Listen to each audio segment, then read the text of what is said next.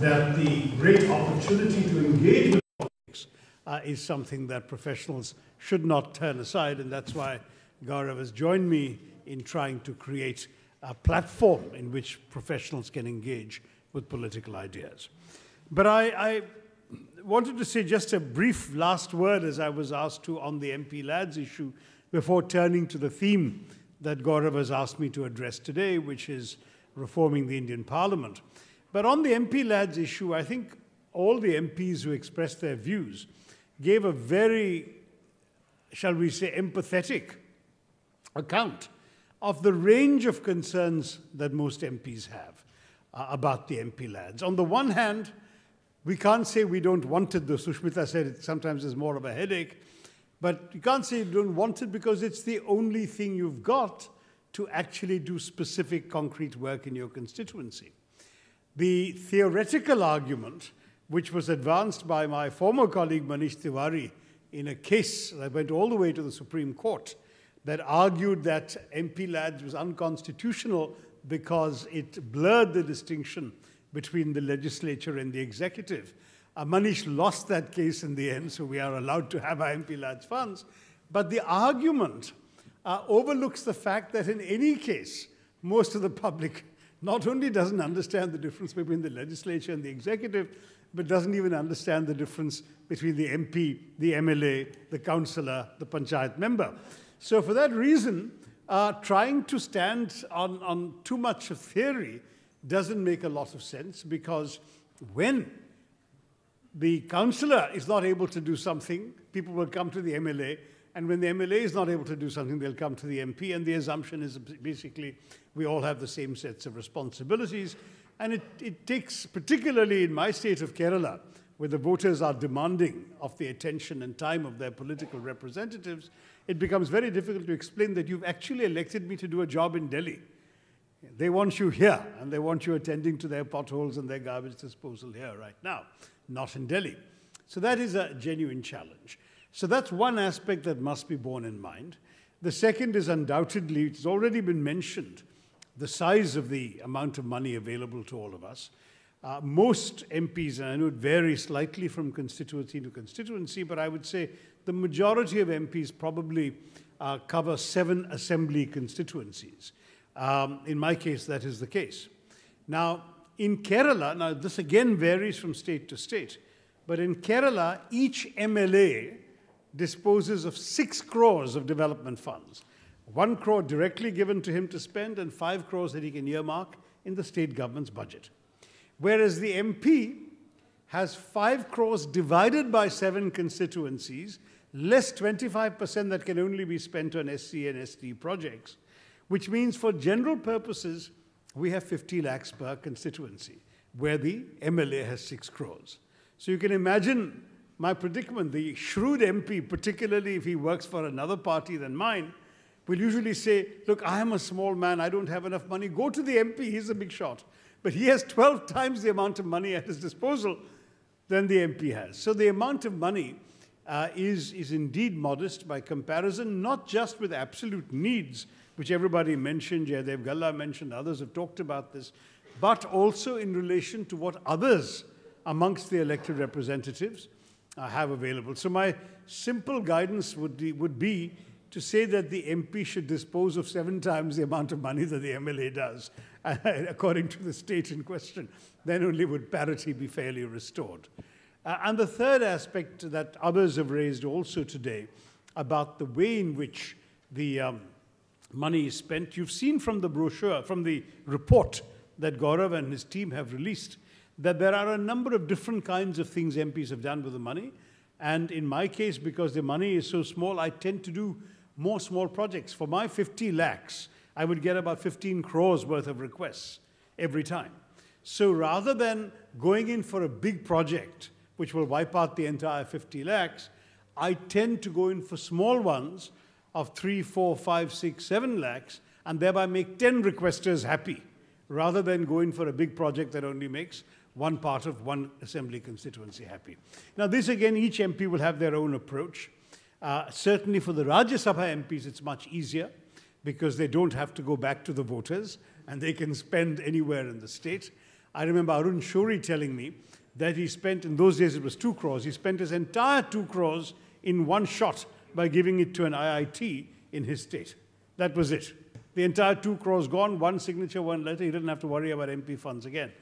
A Lok Sabha MP can't do that because he would have a heck of a lot of angry voters if he does that in his constituency. So those are just by way of a few observations complementary to the discussion we've already had.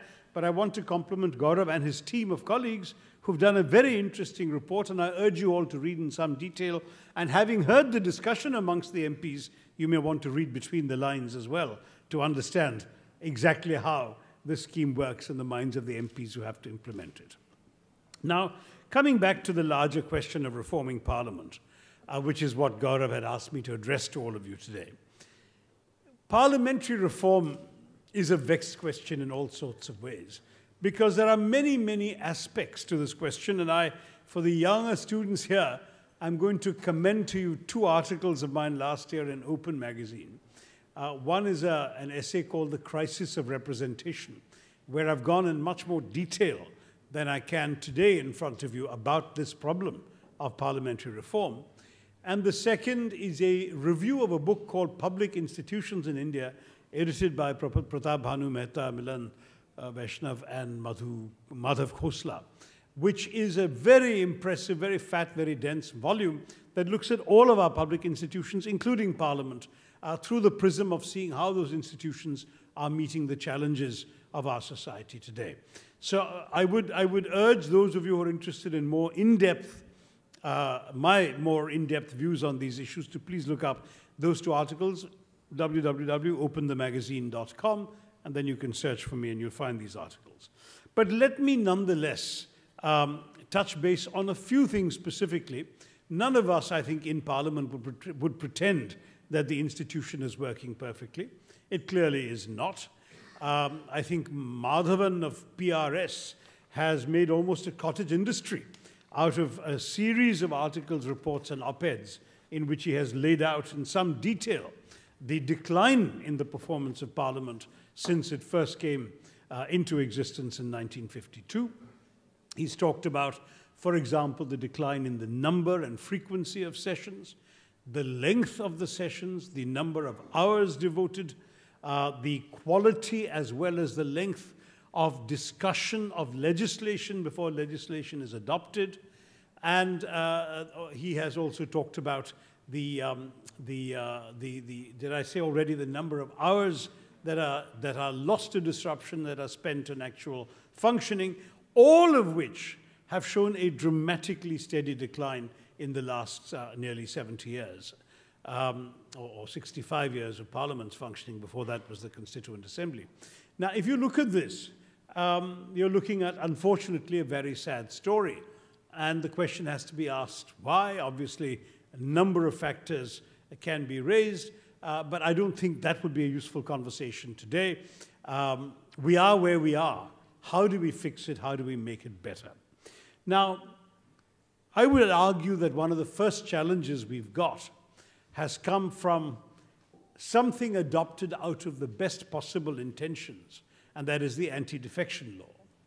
The anti-defection law was passed by Rajiv Gandhi's government in order to end what had become a really disgraceful practice of what was called Ayaram Gayaram politics, in which MLAs in many state governments, and also at that point earlier MPs in the late 70s, had been switching from side to side in order to gain, if you like, power or the loaves and fishes of office.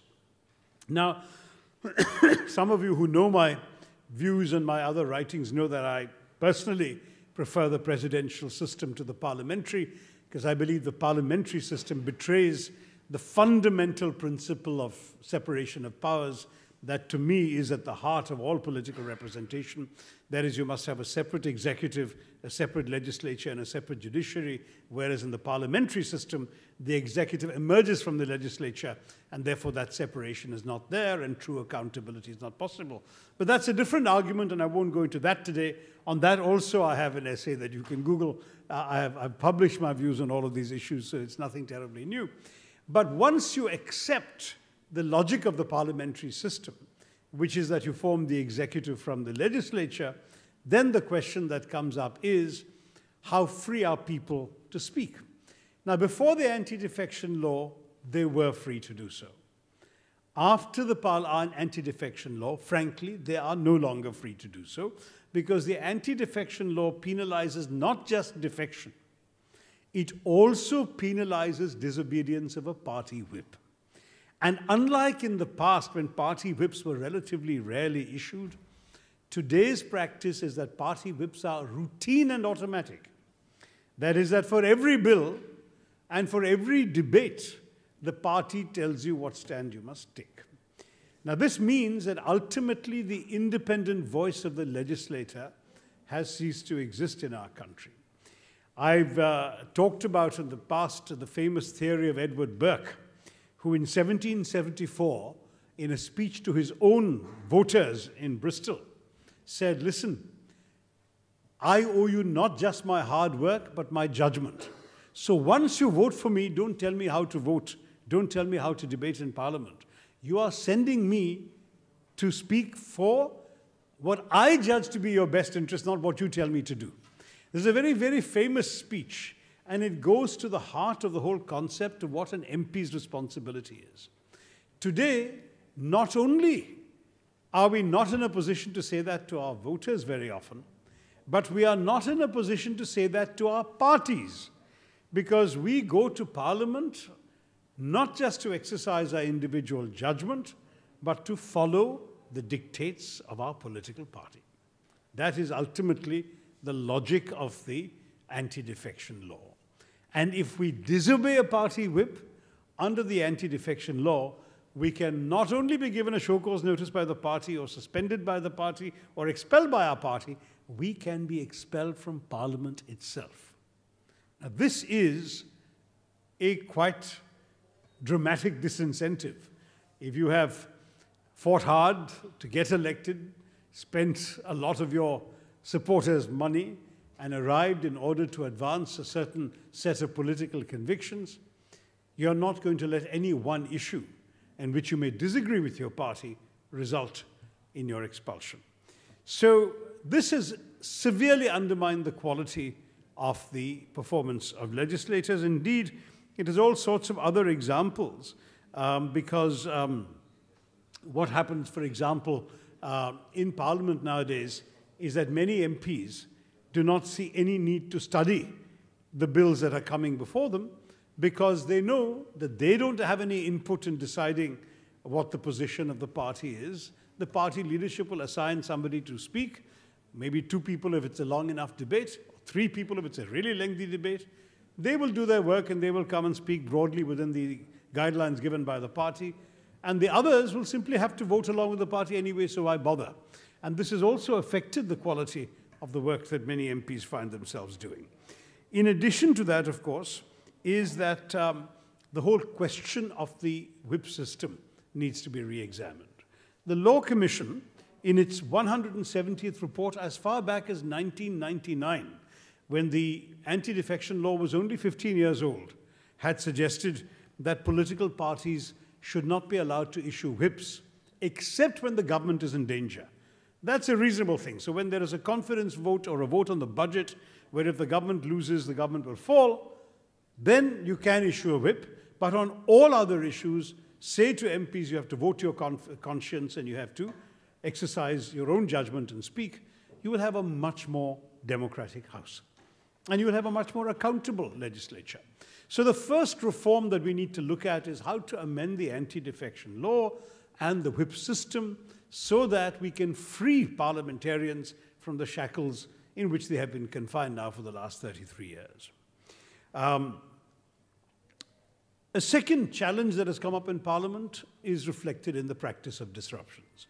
I was horrified when I first came here and discovered these practices where the BJP, then in the opposition, would march into the well of the House and paralyze the House, and indeed paralyze, in one case, an entire winter session of Parliament when no business was transacted because they were disrupting every single day. And sadly, I have to admit the same practice, though perhaps more mildly, has continued with the BJP in government and the Congress in opposition. I have joked, not entirely humorously, that those of us who've gone to missionary schools were taught the golden rule: thou shalt do unto others as you would have them do unto you. Well, in politics today, the new golden rule is do unto others what they have done unto you. So the BJP has done unto us 10 years of disruption. It looks like we are determined to give it back, at least for the 5 that we expect to see them in government. And that is, to my mind, a great pity. Now, one of the reasons this happens is, well, there are 2 reasons. One is the parliamentary system itself, which I've often criticized, namely that once you have a majority in parliament, as the BJP clearly does, then it doesn't matter how good the arguments of the opposition are, the BJP will always get its way. In fact, I can recount tales of even commonsensical interventions by opposition MPs, which have been routinely shouted down, even when the ruling party MPs are nodding in agreement with the opposition speaker while he's speaking. When the vote comes, automatically their majority prevails. There's no discussion. I can give you one very simple example that affected me, because I was the one who suggested it. During the last year, a very routine bill on labor rights, which we were supporting the BJP on, we were supporting the government, because we ourselves had initiated such a legislation. It hadn't come to the House earlier. It was a law that said that in every factory above a certain number of employees, that the workers will be told their rights in writing. That they'd be given a piece of paper telling them, these are your rights, minimum hours, so much work, so much leave, so much salary, etc. So when the bill came, I realized it was one obvious omission.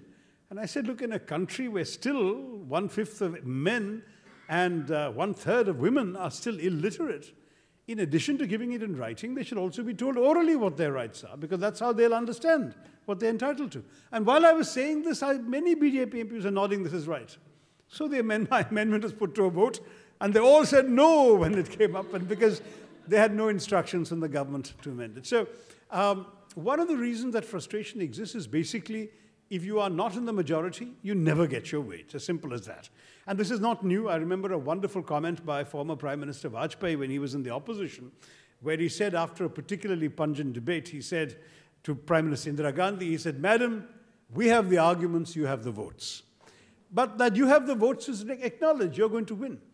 Now, this whole logic that the government will propose, the opposition will oppose, and in the end the majority vote will dispose, limits Parliament, and in many cases disruption happens because the opposition says that the best way to show the strength of our feelings on some issue is to disrupt rather than to debate, which I think is a great tragedy, because obviously the purpose of Parliament as a deliberative forum, a forum for discussion, is lost in that process. So one suggestion that I have is borrowed from other parliaments. I think the German parliament has it, 2 or 3 other democratic parliaments have it, and I've mentioned it to the Speaker of our House, which is, why don't you allow 1 day a week the opposition to set the business of the day?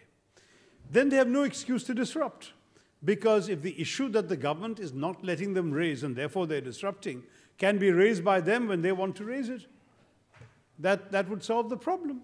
Or alternatively, say every day of all 5 days of the week, opposition is allowed to raise one issue and the government cannot block it. Now, there are some such formulae that could be created, and in exchange there should be a grand bargain, there should be no more disruption. That would be a second reform that could be done. A third reform is the right to call sessions. You know that it's very interesting that we are relatively rare in the world in being a parliament which cannot, by law, convene itself. What normally happens is the government calls parliament, and there is a presidential summons that decides when parliament is going to meet. Now, this would even be tolerable if there was a more or less predictable pattern. Again, I don't want to play partisan politics. MPs from many different parties are sitting here, but I would say that during UPA's time, by and large, you could predict roughly the sessions of Parliament down to within a week or so. But we are now seeing a very different system where the government has shifted the goalposts in terms of the dates of Parliament to suit its own convenience. Whereas in a country like Germany, for example, you have the parliamentary calendar years in advance, literally, the actual date that Parliament will meet. Or in a country like Britain, Parliament is permanently in session except for some very well-defined holidays. In India, it's now become a case of complete guesswork. The winter session, for example, which historically and traditionally has been called around the third week of November, got called just on the 18th of December this year, which is, as you can imagine, a considerable distance. Many people who had made plans between Christmas and New Year suddenly found that they were missing Parliament or had to be here at the expense of their plans. Some sort of predictability is worth bringing into the system with an agreed broad calendar, which should be agreed, of course, by all party representatives. The second aspect of calling sessions should be the right of MPs of a defined number to call a session when they judge it necessary, especially at a time of national emergency. It's very instructive, for example, that when the Chinese invaded India in 1962, in October 62, and the war, as you know, didn't last too long, but when it went on, it was intense and the whole nation was seized of it. A young opposition MP called Atal Bihari Vajpayee asked for a session of Parliament to be convened. Normally, the winter session would have been third week in November. He wanted it sooner. Prime Minister Nehru agreed. And the session was called, I think it met in something like the 7th or 8th of November, much earlier than normal, in order to debate the national emergency caused by the war with China. And in that debate, by the way, there was no anti-defection law in those days, as I told you, so no whip, nothing. Prime Minister Nehru took criticism from his own party. There's a famous example of Mr. Mahadev Mishra, who, when Nehruji talking about Aksai Chin said that, you know, it's a snowy desert wasteland, not a blade of grass goes there. Mahadev Mishra was a backbencher from Mr. Nehru's own party, stood up and pointed at his bald head and said, not a hair grows here, will you give this to the Chinese too? I mean, this was the kind of freedom that we used to have in Parliament in those days. So I think that's extremely important for us to do it. And so having a constitutional provision under which, for example, a session must be mandatorily convened if, say, 10% of MPs, that means 55 MPs today, demand it, that would probably be worth introducing. And certainly for this winter session, there would have been 55 signatures for a session earlier that the government had actually found inconvenient to convene. One other suggestion, I think my friend Jay Panda may have already written this, is a suggestion that we could replicate the British idea of Prime Minister's question hour. It's rather striking that in Britain, this is the highlight. If you go on YouTube, you can just Google Prime Minister's question hour. It's incredibly popular. It's been watched by far more people abroad as well to see the Prime Minister of Britain being questioned and grilled in very blunt terms by opposition MPs for 1 full hour. We not only have nothing like it, even when in the listed question slot of question hour, it's the Prime Minister's turn, he never stands up to answer. It's always the Minister and the PMO who answers. And indeed, our Prime Minister for the last 3 years has been hardly present in Parliament. At one point, I calculated in detail that he had made more speeches in foreign parliaments than he had in his own Lok Sabha. You know, it would not be a bad idea if such a reform could be brought in. I think it would also enhance the sense of accountability of the Prime Minister to Parliament, but also certainly enhance the interest in Parliament on the part of the nation as a whole. A fifth point relates to the need to improve the quality of resources available to MPs. There are some genuine frustrations. We are still very much mired in paper. We don't have, you know, even if you have your own iPad or laptop and the government actually gives you a loan to buy it if you can't afford it, even then, it doesn't work in Parliament because there's a jammer on. So there's a debate going on, you want to verify some point, there's nothing you can do because there is simply no connectivity where you're sitting inside the chamber to be able to look up a fact or challenge a statement by the government or whatever. Not possible. You cannot go on the internet. Similarly, there is a real challenge in terms of staff support and office space. You know, it really makes you envious to go to the American Senate or Congress and see how every elected representative, whether one of the 435 congressmen or one of the 100 senators, is given an office by the government in the office building, Senate office building and congressional office building, and a certain number of staff paid for also by the government, so that the result, or by the funds voted by Congress for the purpose, with the result that everybody is adequately resourced, has a decent place to receive their constituents, has also got staff support to do the necessary research, bill writing, all of this stuff. And as a result, the voter is getting, the taxpayer is also getting better value for their money. We don't have anything like this in India. We have a very modest constituency allowance, which is 30,000 rupees currently. You tell me how many people you can hire for that. The average Lok Sabha MP is supposed, out of his or her own pocket, to maintain an office in Delhi, an office in the constituency, staff in Delhi, staff in the constituency, car in Delhi, car in the constituency, offer chai to people from the constituency in both places, etc., etc.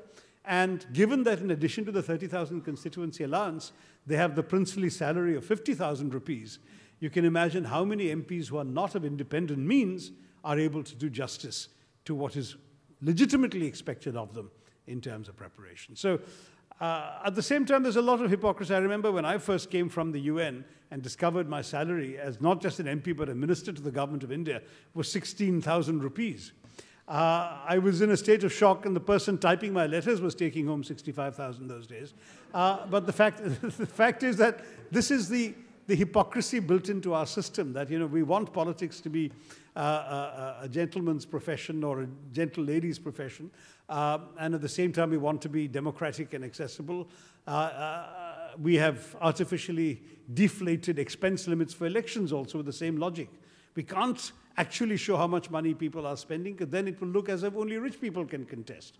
So we must have lower sums of money. All of this hypocrisy is part of our system, but it does defy understanding. And I can tell you, when that 16,000 rupee salary was raised to 50,000, then howls of outrage from the middle class in our country, the educated opinion shapers, the mass media, the number of those days, WhatsApp wasn't a big thing, but the number of email forwards and internet sites that commented on how these useless MPs were getting 3 times the money, etc.